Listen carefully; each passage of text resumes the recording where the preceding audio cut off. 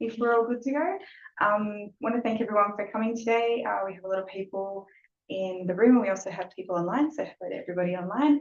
My name is Kat. I am the team leader for programs and partnerships here at the library, and I just wanted to thank everyone so much for coming, and also in particular Tanya for coming all the way here, and Kirsten from George's Riverkeeper for bringing Tanya all the way here and wanting to bring Tanya to Campbelltown to talk to us about living with wildlife, her amazing new book. And also thank you to Michaela from Council's Natural Areas team for being a wonderful partner and bringing this with us as well. Just before we kick off, I want to do a couple of housekeeping things. So in the event of emergency, we will give you instructions on where to go and what to do. So as long as we all do that, we will all be fine. And if you're looking for the bathrooms, just out here along the glass, and there's a hallway right here for you to go to. So without further ado, I'd like to introduce Kirsten from George's Riverkeeper to come up and speak to you. Hi everyone. Thanks Kat for having us. Thanks to Taylor for also being involved in organising this, and thanks to Tanya as well for making help available for this. So thanks to all of you for coming. So I'm Kirsten from George's Riverkeeper. We work in a number of different areas throughout the whole Georges River catchment on litter collection and litter prevention, on river health and research, stormwater management, education and biodiversity projects. I'll be up the back of the room at the end of the talk. If you want to hear anything more about George's Riverkeeper, I'd love to have a chat. But yeah, meanwhile, I'm going to hand over to Michaela. Yeah. Thank you. Yeah, and thank you so much, everyone. Before we get started, I'd like to firstly acknowledge that we are currently standing on beautiful Jarrell country, and I'd like to pay my respects to traditional owners and also any Aboriginal people that may be joining us here today. Campbelltown is such a special place. We've got the beautiful city that also meets our bushland, and pretty much everywhere east of the train line occurs all of this magic forest that really doesn't exist anywhere else on earth. And all of our residents and all of you, if you live around and in Campbelltown or any of the suburbs within the LGA, also live right on the brink, as you know, of such a beautiful plateau that goes all the way out to the sea. Incredibly special, full of koalas, gorillas, jamalungs, platypus, and basically like endangered ecological communities that have so much life that also creep into our urban spaces. And so I'm really excited that we get to partner with Tanya, the library, George's Riverkeeper, to really discuss a lot of these things and what we're seeing, not only in the forest, but particularly at our homes and in our backyards. And so really thank you for coming and showing interest in today. Make sure you have lots of questions, because we're really lucky that Tanya's come to New South Wales for her first author talk. And if you have any other questions as well in regards to wildlife, pests, anything living, flora, fauna, come and chat to me at the end. And council programs would love to answer any of your questions in that regard. But I'd like to hand it over to our special guest, which is Tanya. Please come up to share her book with us. Thank you. All right, thanks everyone. Thanks Michaela, Kirsten, Kat. Really great to be here.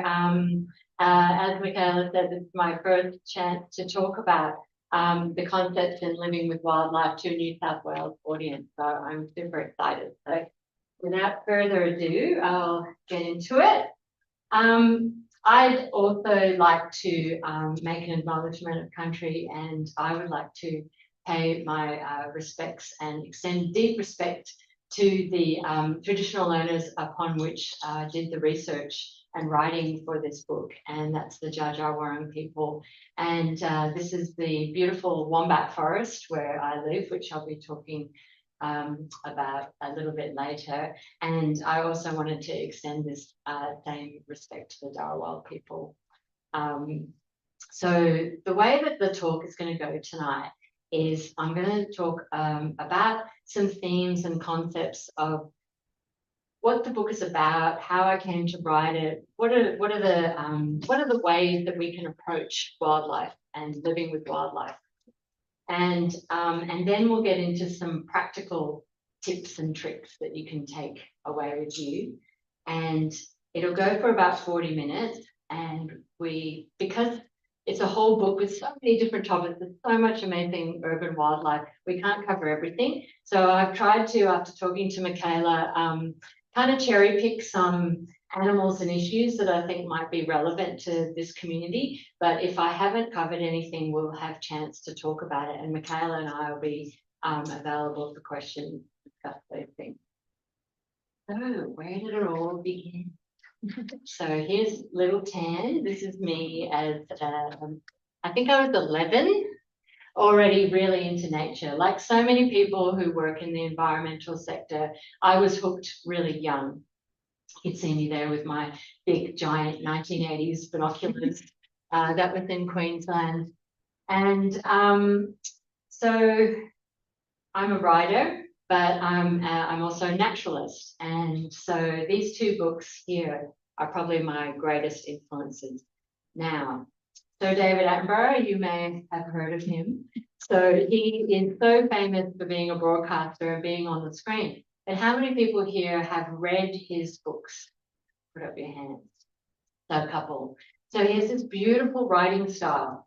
And what he does is he weaves together narrative and this really compassionate way of writing about the animals. And the narrative style makes it easy to read. And he's like combining ecology and evolution and botany and geology and all of these quite complex concepts. But because of his conversational writing style, you just absorb it, and it's so great. And then the other thing he does is he's not afraid to write that the mother was frightened for her young, and so the animals are imbued with personality and feelings, and that meant a lot to me as a kid, because as a dog lover and an animal lover, I knew that animals had feelings. And Dr. Jane Goodall, who recently left us, she also knew that if her dog had a personality and was an individual, then why would wildlife as well? And you can see that this will become relevant as we talk about wildlife around our homes. They're not just sort of automatons out there just responding to stimuli, they're thinking, feeling, living beings. So if you haven't read any David Attenborough, I really recommend it. The other book here, Gerald Durrell's Practical Guide for the Amateur Naturalist. So you may have heard of the books My Family and Other Animals, and there was a TV series, and he also writes in this way that's really engaging and conversational and brings people along for the story. But this book was like a practical manual on being a field naturalist. Is anyone familiar with that term, field naturalist? So field naturalists are people who study the natural world by observing the natural world out in the field. So that's why I call it a field naturalist, rather than getting an animal and studying it in the lab. It's about observing and learning from what the animals and plants are doing themselves. And what was quite radical about this book is it's teaching you to learn about nature, but the sections are like oceans, forests, lakes, tundra, and then backyard and house. So it's a continuum. There's no separation between wilderness and the house of habitat. Each habitat is treated exactly the same, where you have like a spread where you have all the things confined, like nests or insect shells or droppings and things like that. Because being a field naturalist is like looking for clues to try and work out what's going on in the natural world around you. And so that I didn't realize till I wrote this book how much that made a really profound effect on me, that idea that nature is not out there, it's all around us, even where we live. So the book. So Dr. Anne Jones described it as an Australia-wide and bright-eyed guide to the best housemates ever, wildlife. So that points to one audience, which is the people who love sharing their homes and backyards with wildlife. And they're like, oh, there's an echidna in the garden, what do I do? Or there's something happening and I want to make sure I'm doing the right thing by the animal. But then there's another audience, which is like, oh my God, that cockatoo is destroying my windowsill. What do I do? Or I'm really annoyed at the grey-headed flying foxes and their noise, or they're pooing on my car or whatever. So it was quite tough to have to write for both those audiences. So the book then is written for the wildlife appreciator, but also if there's a neighbour or an uncle or someone you know who's having an issue and is getting quite annoyed with their wildlife, then the book can be used to say, no, there are some practical solutions. So, oh yeah, I just also wanted to say, is there any way we could turn the lights down a little? Because I've got, you can't, no. Oh yeah, because we're on there. Just because I think it comes up quite well, but I wanted to showcase the photos. So a lot of these photos are donated by really amazingly generous photographers. This is by Ethan Mann, and he does really, when I'm a writer, so I was looking for photos, and most people take photos of animals away from homes and away from backyards. So it was really hard to find really, really great photos.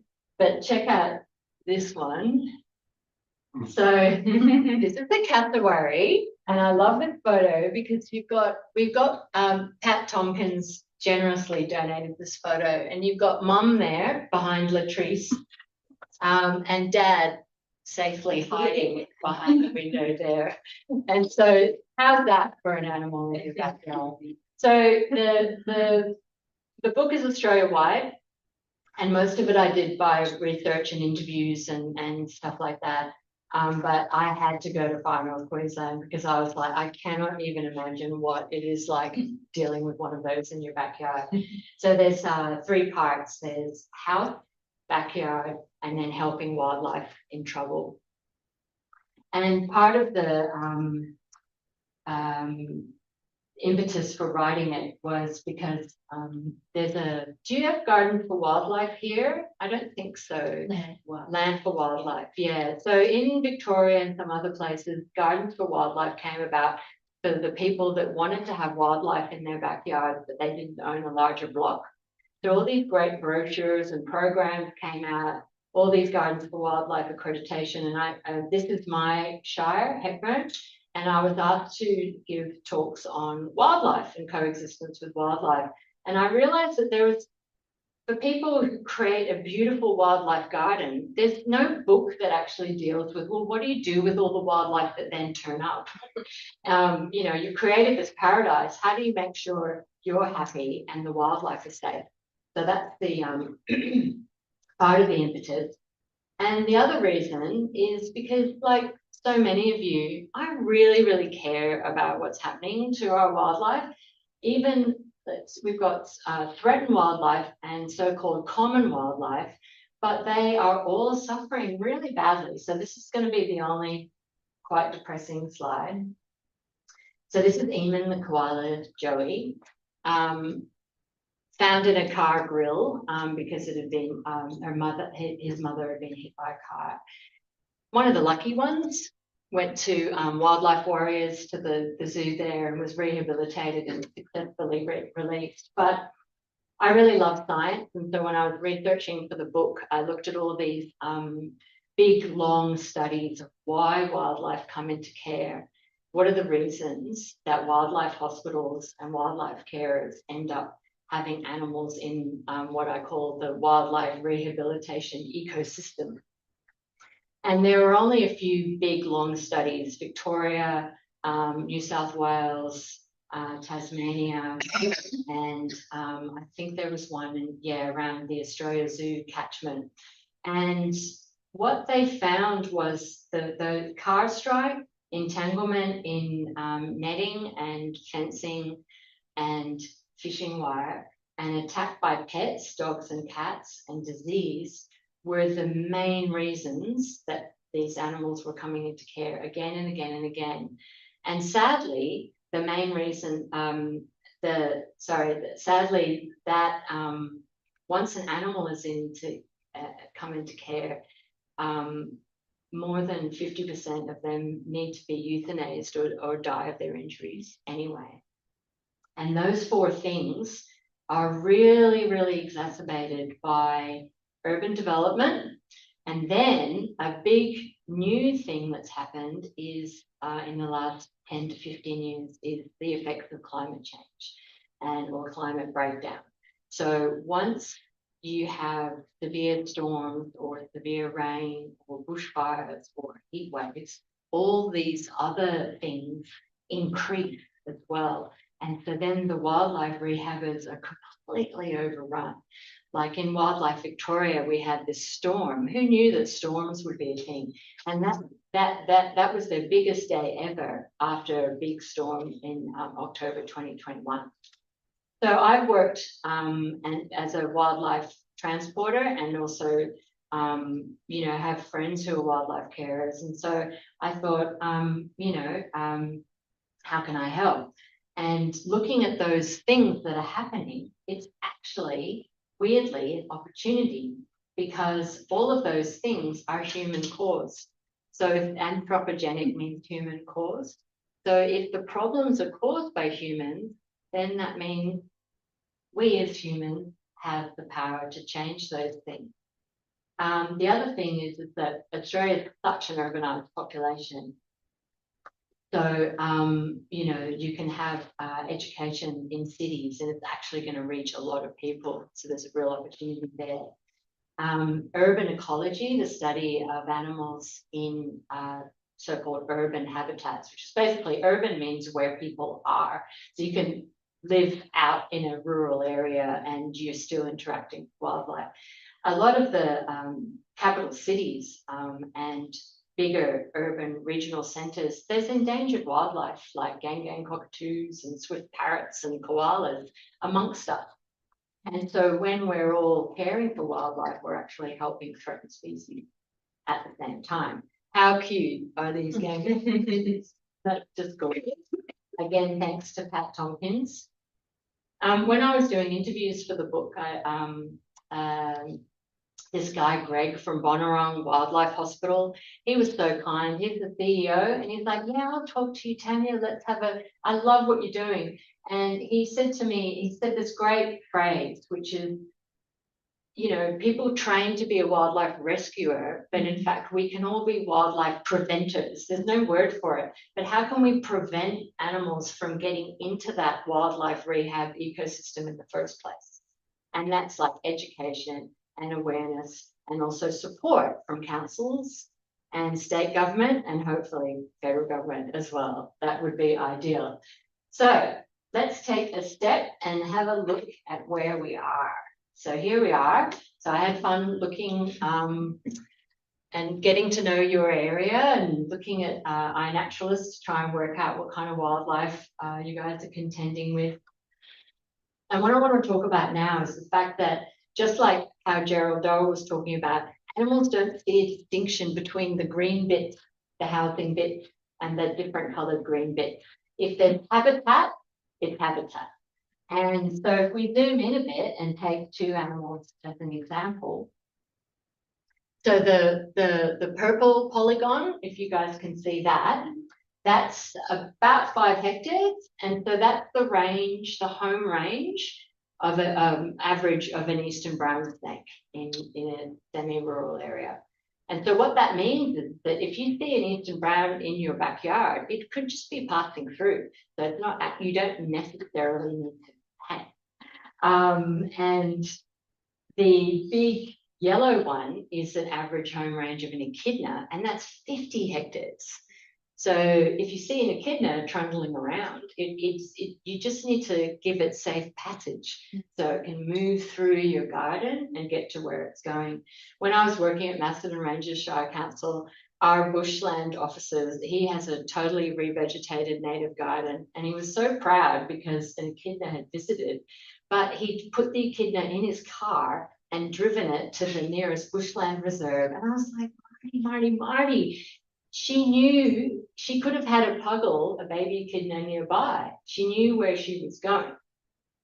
So what I have here, so that's two examples of how animals live within these certain areas. And what's not pictured is animals that move really far, like gang cockatoos. their movements are all over the East Coast. People don't really understand where they are. From one year to the next, they're like looking for food resources. And then there's flying foxes. So flying foxes, the whole of the East Coast is all the way to Adelaide, but it's kind of like one continuous population, sort of like grey nomads. So the camps are actually like caravan parks, and the grey-headed flying foxes are like the people traveling from in their caravans up and down. So at any one time, there's a different group of individuals flying foxes. It changes all the time. It's not static. And so what happens in one camp can affect the whole population. In contrast, this eastern blue-tongue could live their entire lives in your backyard. So that means you're their whole world, rather than the animal passing through and you being a good host and letting it come and then go freely without coming to harm. But the eastern blue-tongue, you could buy a house and they would be like, yeah, hey, I've been living here for 30 years. Please don't let your dog eat me or use a whippersnapper on me, you know? And so you become a custodian. So when I was researching the book as well, you know, unis, they always have names for things and studies and stuff. And the study of the wildlife interactions, you know, could be called human-wildlife conflict. And that's like trying to solve elephants stealing crops, or leopards eating people, or you know, bears, stuff like that. But then in the Australian context, it's quite different. And then people have been moving to this idea of coexistence rather than conflict. And so here's a quote from that paper, and I just love it because it's exactly what I've been thinking about my whole life. So it's coexistence is defined as a dynamic but sustainable state in which humans and wildlife adapt to living in a shared landscape. And so there's this idea that we're all like, you remember in COVID, I don't know if it was that big in New South Wales, but in Victoria, they were like, we're all in this together. And it's like, as we are going towards climate change and climate breakdown and stuff, we're all together navigating these things. And so the idea of working together, it just really appeals to me to have that shared landscape. It doesn't matter what land tenure it is, whether it's yard or national or shopping centre even, you know, sometimes, you know. So, so that's a bit of the theory. So this is my house and where I live in Victoria. And so I've got 3 types of possum in the roof. And so that's ringtail possum, mountain brushtail possum, and eastern brushtail.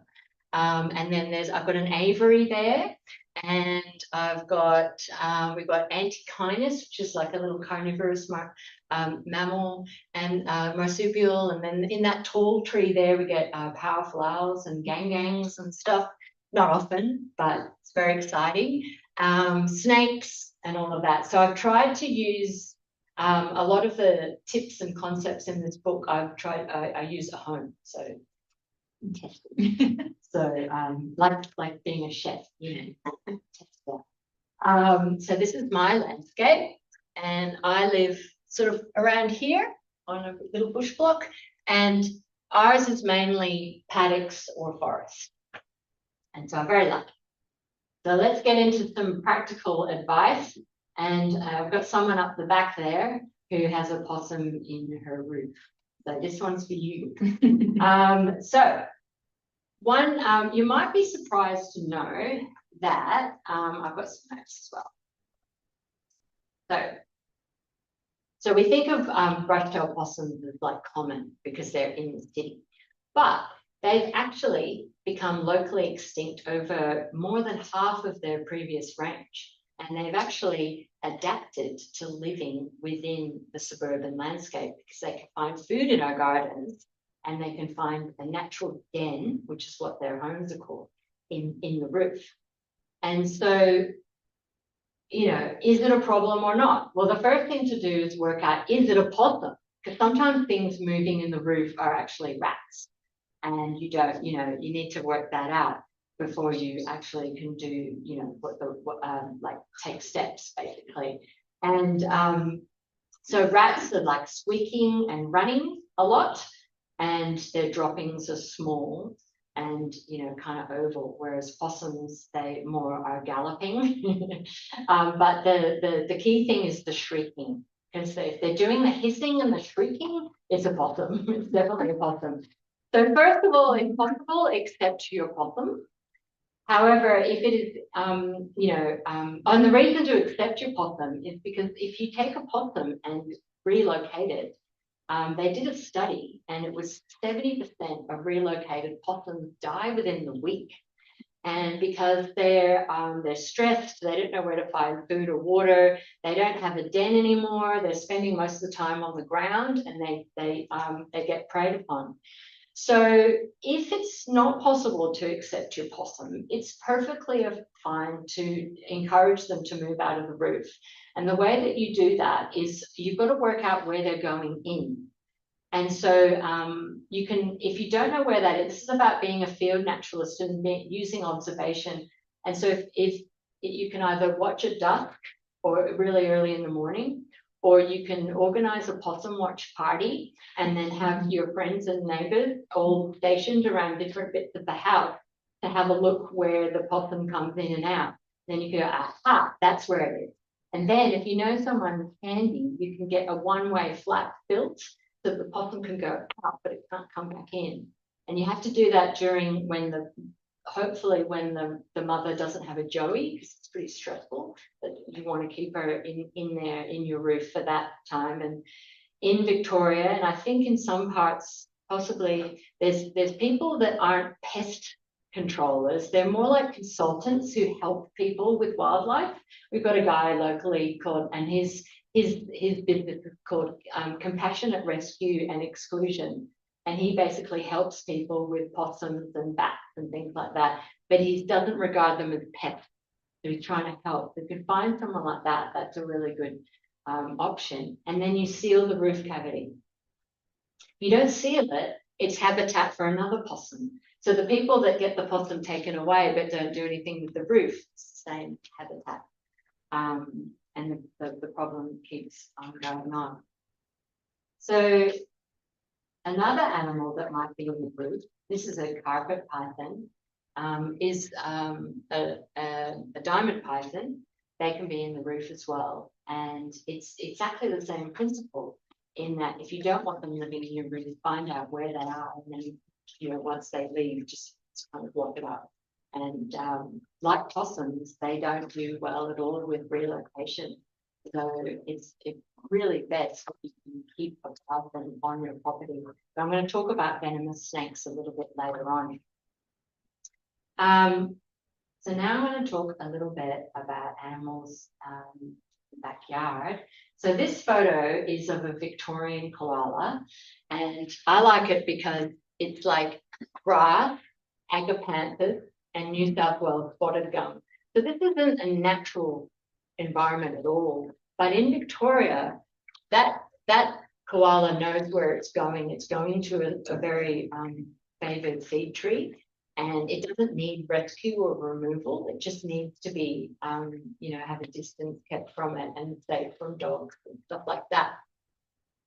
So the koala chapter was one of the most difficult to write 1,200 words on the koala because it's experiencing so many different threats, and it exemplifies what's happening to urban wildlife in that all those different threats match together and then amplify each other as well. And so you get this compounding effect.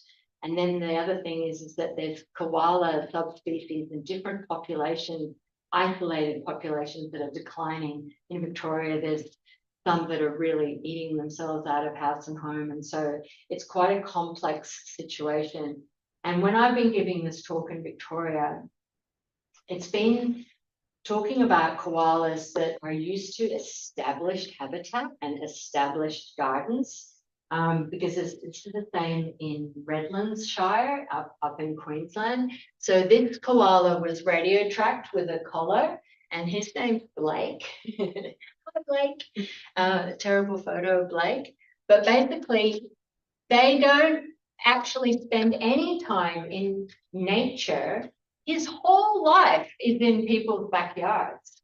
And so if someone calls the rescue person to get the koala saved to be taken to the bushland, it's actually taking him away from his home, and it's actually not good for Blake. He needs to be there. And that's really important.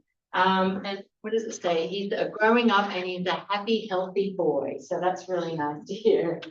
But it's quite different in a situation where areas of rapid development, if a suburb has gone up super quick and it's near bushland, and the suburb is actually in areas that were koalas' homes, and you can see again and again, I always talk about the theme of home range. An animal has a particular area that it knows where the water is, it knows where its buddies are, it knows where its mates are, and all of that. And it's quite a fixed thing. And if a development's very rapid, you can get lost and displaced koalas, and koalas that don't know what they're doing. And so I would recommend getting to know what your local koala population, how they're faring. Talk to Michaela, get to know your wildlife rescue people, because different koala populations have different needs. And like in some areas, I think on the Gold Coast, they're like, call us if you see a koala. It's like that, like emergency, to make sure even one doesn't get killed on the road. Like it's like super duper. Whereas in Victoria, you don't need to do that. You can just chill. So koalas face so many threats, because when it's a little dog and a koala, very stressed. When development happens, then all of these threats then multiply as well. So they don't just lose their homes, they get added things like cars, dogs, pools, fences, stuff like that.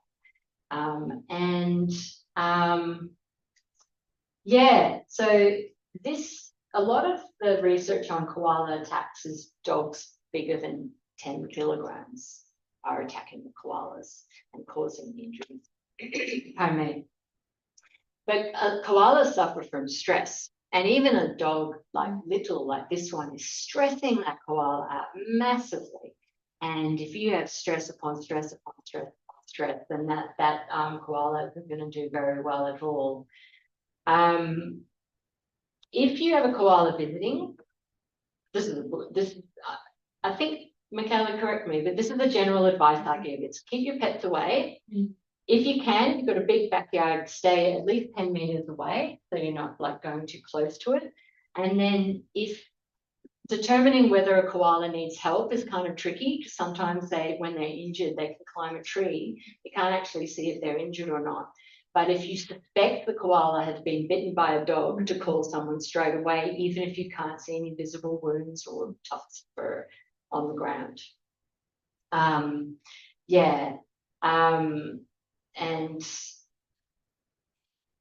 some people can train their dogs in how not to. Like once I was down at the Otways, and there were 2 blue heelers that were on the property that we were at, and we all just sat there with the dogs while the koala walked right in front of us. It was just fantastic, because the dogs they'd been trained to avoid that, which is great. So I'm just I'll leave koalas for the moment. We're going to go to Frog Hotel. Has anyone heard this term, Frog Hotel? Who's got a Frog Hotel? We got Frog Hotels. So what do you think of this design? All right? Yeah, so the idea of a frog hotel is basically you can provide frog habitat without having a pond. It's a really great way to promote habitat for frogs, even if you've only got a very postage stamp size garden. And the idea is that you've got a reservoir of water and then various sized pipes that the frogs can swim to. And then the plants are there. And some people really go to town with them, with like these palatial, amazing frog hotels. they're good for tree frogs. So where I come from in Victoria, we don't, in Western Victoria, we don't really have any tree frogs. Ours are ground frogs. So people were like building frog hotels. It's like, no, you're probably better just doing clumping plants because they're actually, we've got pobblebonks and things like that that actually stay in the ground, but they're a really fantastic positive thing and really great for kids and teenagers, people to get involved with. And I hear you guys are doing frog saunas as well. Yeah. You guys heard of frog saunas? Yeah. So frog sauna is the idea that you can actually, it's almost like a health spa for the frogs where they get warm, and then that really helps with the chytrid fungus, which is really cool. So moving along, I'm going to talk a little bit about feeding wildlife. So this photo here was taken within a few meters of a sign that says, "Do not feed the cassowary, $4,000 fine for feeding the cassowary." So does anyone know why it's $4,000 fine for feeding cassowary in Queensland? Like, kill you. Yeah, exactly. Yeah. So the cassowaries aren't that, I shouldn't say they're not that smart. They're not as canny because if people feed them, their way of begging for food is to run up and attack the person. So there's no in between. Yeah. They're single-minded. Pardon? They're single-minded. Yeah, that's right. And so, in my cassowary chapter, I did a whole thing on that someone had written a paper on cassowary attacks to humans, and they were all fed, all of them. So it's a very, very clear thing. Don't feed them; they will kill you. But people love it. People love feeding animals, and it's such a common practice. And look, it's something primal. Something happens to us when we're feeding animals. For part of the book, for research purposes, of course, as I sat in town with a pie, there was the local raven, and so I gave it some of my pie, and it was singing beautifully, and I was like feeling good, and it was so close, and I'm filming it, and I'm putting it on Instagram, and it's like so good. Then I stopped giving it my pie, and it started pecking at me and pulling at my shirt. And so you know that, like, okay, right. So something's going on there. And this photo exemplifies it really well. This is also by Ethan. This is a brush-tailed possum reaching for food. Gimme, gimme, gimme. And because it's been fed. And like, our dogs and some cats are tame, right? So we've tamed them to be patted. When you feed an animal, it's not tame. It's overcoming its fear of you to quickly take the food. And so the aggression is still there. And so that line between like fear and aggression is still there. And it's very, it's a really big problem. And the other problem with feeding is that this happens.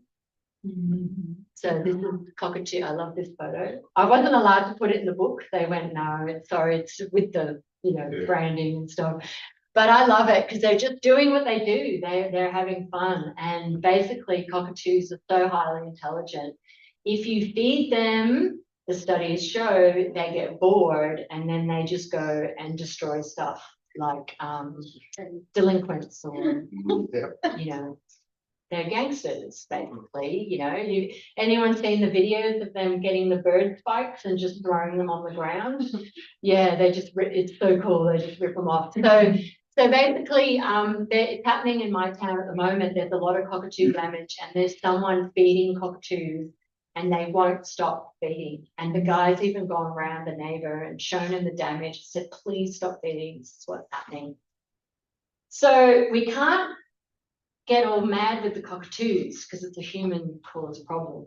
The other problem with feeding is this. Does anyone know what's going on here? Yeah. So some people think that's an old cockatoo. Oh, it's so old. But it's a young bird with beak and feather disease. So beak and feather disease is a virus and it spreads like that. So that's someone's been feeding a long time because there's a lot of old seed around there, and there's the virus is shedding into there, And there's no cure for it, and it's really a horrible disease because it doesn't only affect their feathers and their bill and their talons, but it also affects their organs and stuff. And who knows, it could be really painful. And yeah, so I've got there, if you've got a feed, because I know some people are addicted to it, they just love it, they just cannot stop. Just don't use a receptacle, just a tiny sprinkle, think of it as like the tiniest little treat. But ideally, instead of feeding, just enjoy bird baths. And I call them bird baths because so many different animals love them. Who here's got bird baths? Who's got more than one bird bath? It's really good to have multiple depths and at different heights as well. Right, so I'm going to go talk about snakes now.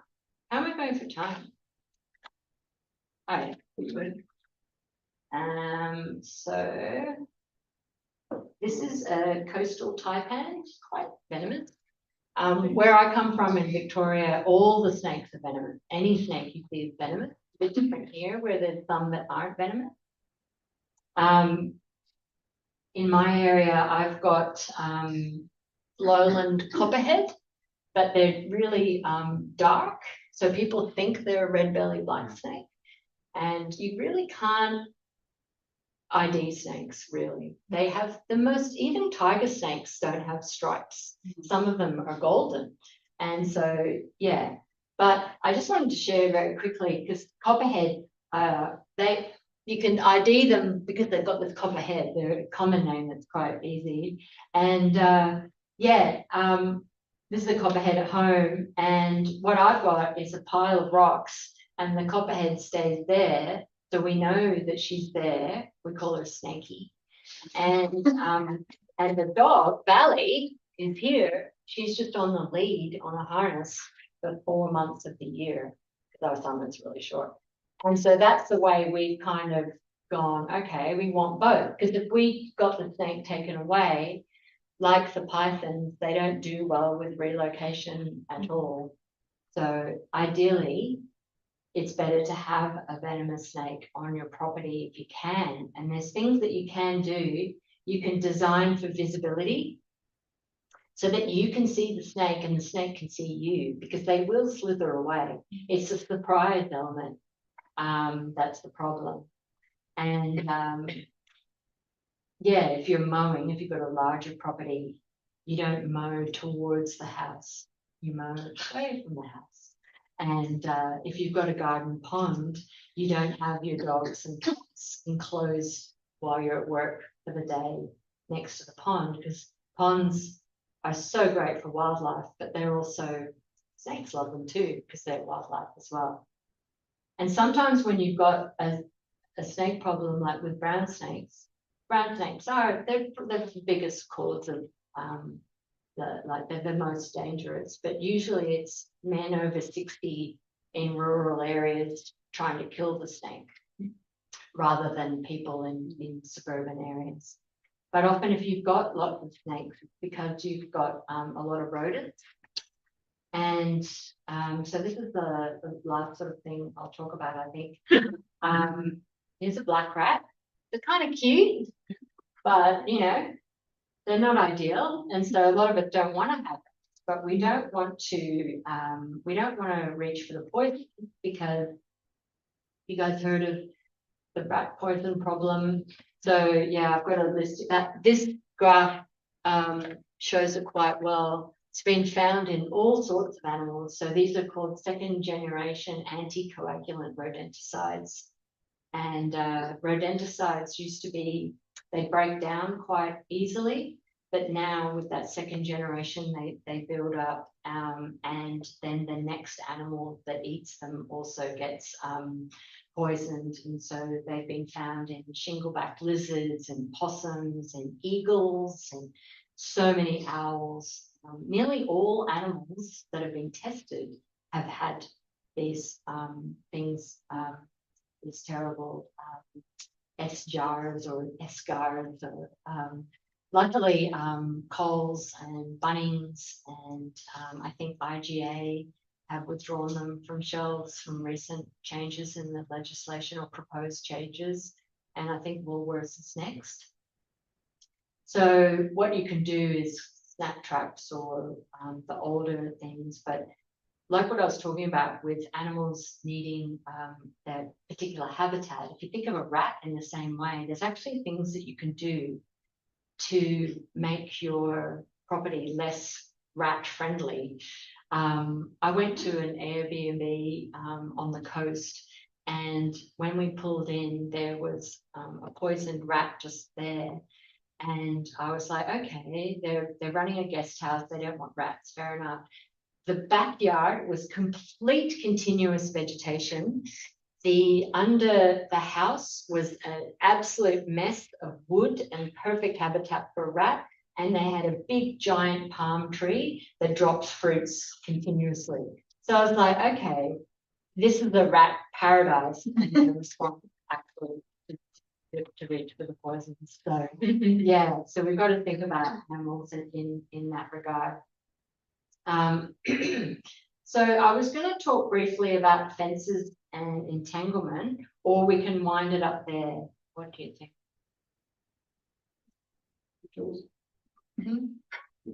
Keep going. All right. This is an important one. I personally love the grey-headed flying foxes. I haven't lived next to Colony, and I do have a friend in Brisbane who lives near one, and I know the issues. But any kind of death in netting is not good for any kind of animal. And so I just wanted to talk about that briefly. Isn't this an amazing photo from Doug Gimsey? So that's the kind of netting that isn't wildlife friendly if you can put your fingers through it. And this is the stuff that is. So, and then some people say, you know what, just let them have the fruit. If they're starving, if there's a lot of rain and there's no nectar or pollen and the bats are really, really, really hungry, then maybe just that year, get your fruit from the local fruit shop and let the grey-headed flying foxes have the fruit.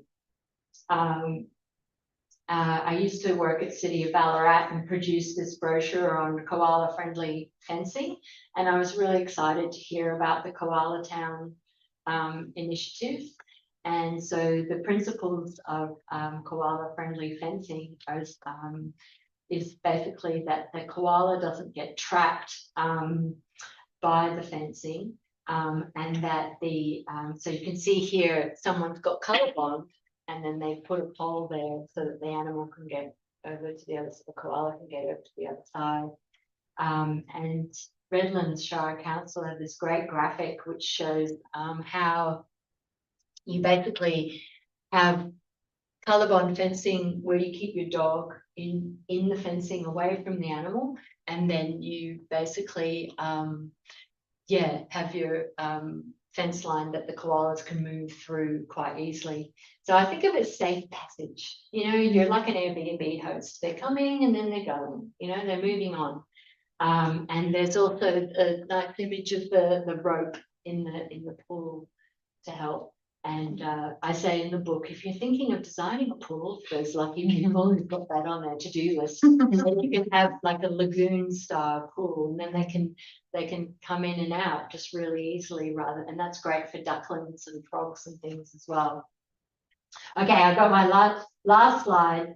I come from an area that is experiencing drought, and so when we got 12 millimeters the other day, and it was so exciting. We're so happy. And I regularly talk to Kirsten about how much rain they're getting up here, and it's just like chalk and cheese. So I was like, well, I don't need to talk about drought here. So here's some very bedraggled possums that were rescued during a storm event. And extreme weather is when all of the principles of having a wildlife-friendly house and garden come into really great relief. And if you can have a wildlife-friendly garden before an extreme weather event, then it's great. You just sit back and know that you know how to keep your pets away from animals. You know that you've got wildlife-friendly fencing. You've got wildlife friendly netting, and you've also got wildlife rescue numbers in your phone ready. And then that way, you're primed and ready to go to help during those times when wildlife really need it. And I will end it. Thank you very much.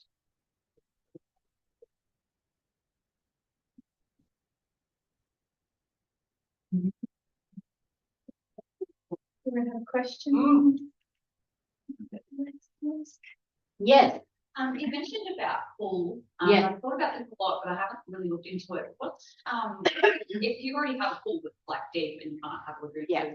Have you seen any cool ideas of having exit ramps and things like that actually work out well? Yeah. So it always depends on what kind of animal you're aiming for, right? So you're talking not just koalas, you're about more like the other animals as Pretty well. much anything. I Yeah. get a lot of blue tongues, frogs. Yeah. So basically, some people get like, what was it? I'm really unpractical, so I don't really know like the names of things that you make things from the hardware store. But basically, it's like what you say, it's a ramp and it floats.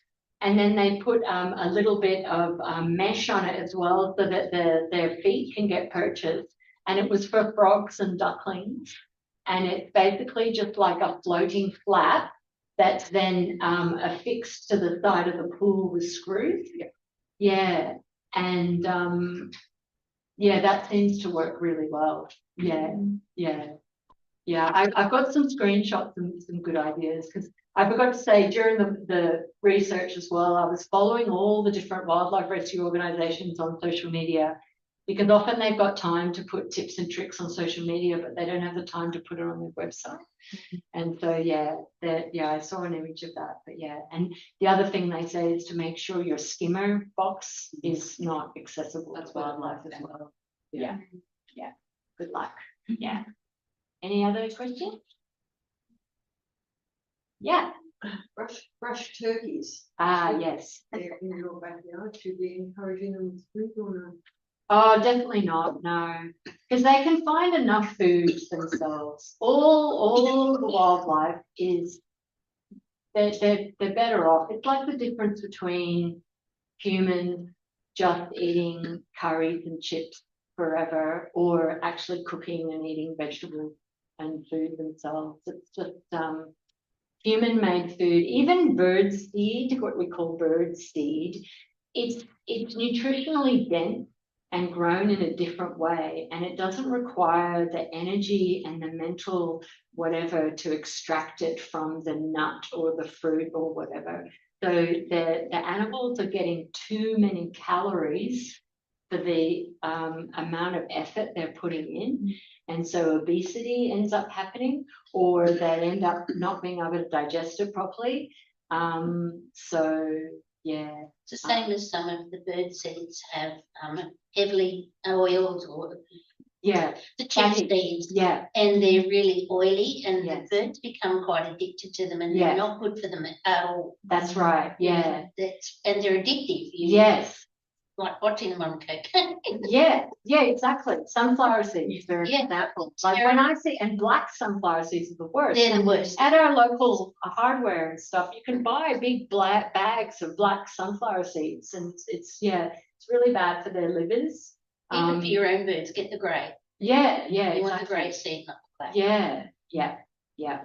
And so the best thing you can do for feeding brush turkeys is make sure that leaf litter is encouraged in your garden, and all the invertebrates that come with leaf litter. So that involves not raking up. The messier, the better, unfortunately. And so you end up just going, well, like where I am, anything I plant is eaten by wallabies and deer and hares and everything like that. And so if I want to have a more kind of succulent flower garden, that's in a cage, and I look at it through the cage. That's like, and so you can have your neat area. It's all about zoning. You have a really nice neat area, and then you leave the rest. But there's a wonderful woman, Anne Goethe. She's German, Goth, and she's written a really good book just about brush turkey. And it's called Amazing Annoying Birds. It's really good. You know that one? Yeah. Yeah, it's great. Yeah. Yeah. You come from a different state. I wonder if they've got a different answer to the problem. Up here, we've got a development area down Appin Road. Yes. They've put in this wildlife fencing. Oh, yes. Wildlife off the road. And they've got a strip of galvanised metal about this wide so the koalas can't climb over the fence to get on the road. Yeah. But in the case of a bushfire coming through, there's a barrier. There's nowhere for them to go. They're going to cook. Yeah. Yeah. Do you have any answers for that? I can probably answer that one. Yeah, so the slippery top design fencing. Council put in a submission recently to state government to ensure that every certain amount of length of time or meters that a gate would be open. Also the materials that we're using were not bushfire prone safe materials, so we've asked for an upgrade so everything's bushfire safe, to have the wildlife carers numbers posted on it. Wow. And also to put escape poles in a certain length of time. Yeah, it's crazy, yeah, because it just land blocks them out, and it's obviously a high strike rate road with the koalas and other animals being killed on that road, very heavy stuff. But there's some guidelines through the Cumberland Plain Conservation Plan that they've drafted around what fencing will look like in the future. And I encourage all residents to write and have your say to that. Council definitely has around making more meaningful change because Do you think it would be retrofitted to the work they've already done? Sorry? Do you think they'll retrofit these new fences they've put in? The ones that they've put in will be in perpetuity until they have been damaged, and then they'll be replaced. But they've put the escape poles in. That's all they've done so far. Yeah. We're trying to buy any more fences around the LGA. Yeah. But in answer to your question, in Victoria, we have the same issues in that the fencing it's like mitigation rather than prevention. It doesn't really help with the problem. It's kind of like trying to stop koalas and other wildlife from coming onto the road, but it's not really addressing the issue of animals need to move around safely. And it's such a huge problem. The other thing we have in Australia, in Victoria, where I live, I've got the highest kangaroo population in the state. So there's so many. So if you do a hotspot of kangaroo collisions, they're everywhere. And so those kind of things that alert people and like virtual fencing, so it doesn't really work. What's really needed is some kind of comprehensive plan where we actually have an idea where we treat wildlife crossings the same way we treat schools, so that they're as vulnerable as children. So then in major crossing areas, it goes down to 40. And it's like, sorry, but that's so that's very hard and very political. And got a question there? No, I was just going to say in 2018 when Transport New South Wales we're actually talking about the upgrade. One of their responses to if we ever had another 2001 bushfire event, which is when that area did come under fire attack, would be that the fences would be cut if the wildlife were at risk of being trapped. But I'm quite sure rescue services that aren't called into wildlife rescue services who aren't called into support wildlife in an emergency. They accidentally cut the fence. If it's required with RFS. So then with RFS would be directed, or other services would be directed to cut the fence. That was in 2018 when Transport were putting in place their plan around that road. Yeah. With all your research that you've done, what is the biggest myth or white lie that you've found out that you have to break the stereotype of to people to encourage the message to get across? Because you've mentioned quite a lot about the fact that people are not aware of how far animals like do their own movement and their own migration in the area that they are. Like, is there another sort of thing that we as people just are not aware of? I've got something related to that, I guess. I have to think about that one. That's a really good question. Sorry. I love it. I love it. The first thing though that always comes up is when people have an animal in care, their first response, or they see an animal in trouble, and this is partly why I wrote the book as well. People go, I've got an animal in need. What do I feed it? But the first response is, I've got an animal that might be in distress. Who do I call? So it's not like, and in the book I write about, like, if you're in a car accident and the paramedics came along, they're not offering you a cup of tea and some soup. They're actually giving you first aid in an emergency situation.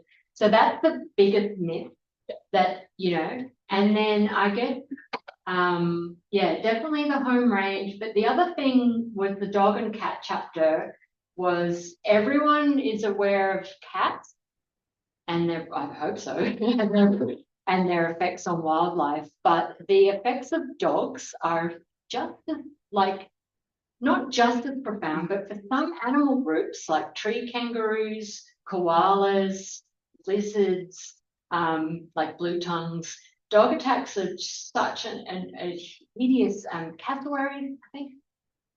No, that doesn't sound right.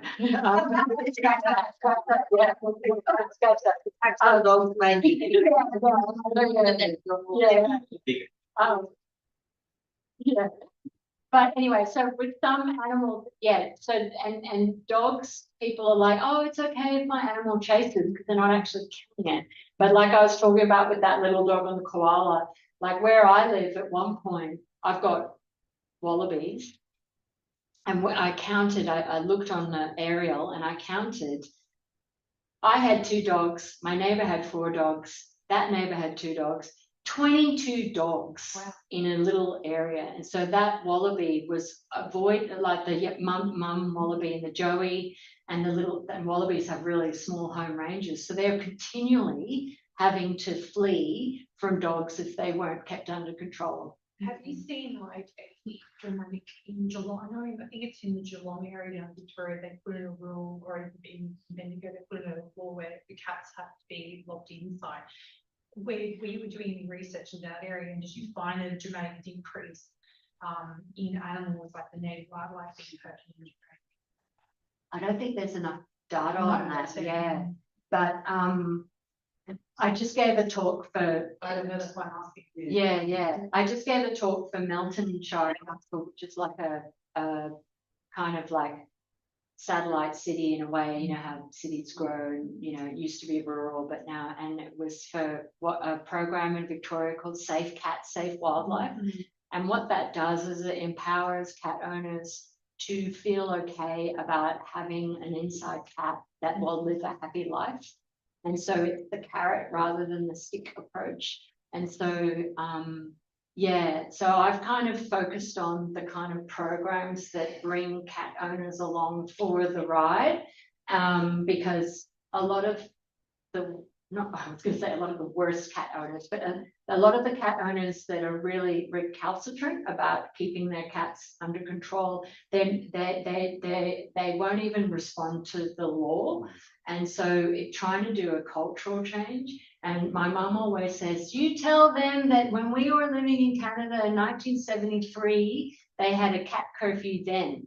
So, you know, it's like attitudes can take a while to change, but they are changing a lot in Australia.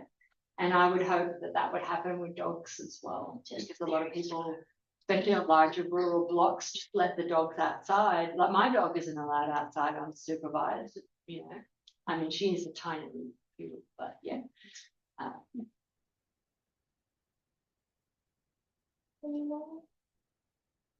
Thanks, everyone.